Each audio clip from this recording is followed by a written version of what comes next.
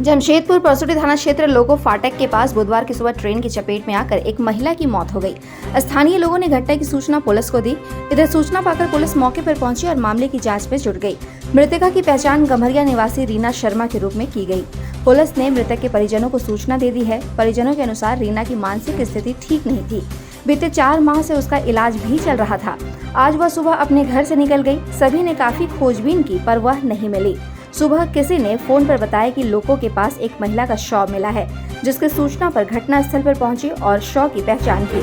मालूम हो कि कुछ ही पूर्व 2 लोगों ने लोगो फाटक के पास ट्रेन से कटकर आत्महत्या कर ली थी। आए दिन लोगो फाटक के पास हो रही घटना को देखते हुए ही रेलवे की ओर से उक्त स्थल पर अंडरपास बनाया जा रहा है, ताकि इस तरह की घटना न हो।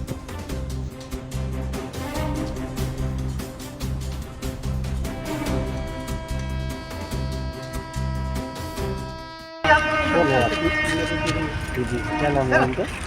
रीना सर। रीना शर्मा कहाँ रहते हैं? हम रहते हैं कोलाटल के पास। कोलाटल क्या है? कोलाटल परसोटी कोलाटल।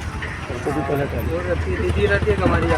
तो कॉल की दीदी रहती है बारह तो कॉल की तो बोली कि देखो एक बार जाके वहाँ कि है बॉडी मिला आए देखने के लिए। मैंने क्या इनका मानसिक स्थिति सही नहीं था क्या? मानसिक प्रॉब्लम था, मेंटल में दवा वो प्रॉब्लम है मानसिक। करीब 3-4 महीने इससे पहले हुआ था तो दवा हुआ चला ठीक थी।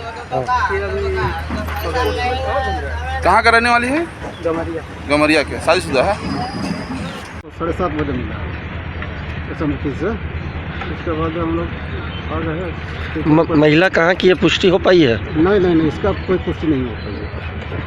तो जानकारी तो अगल बगल से भी हम लोग पता कर रहे हैं, लेकिन कोई नहीं दावा कर रहा है कि बस 7:30 बजे मालगाड़ी था। मालगाड़ी कौन सी गाड़ी थी सर? मालगाड़ी सा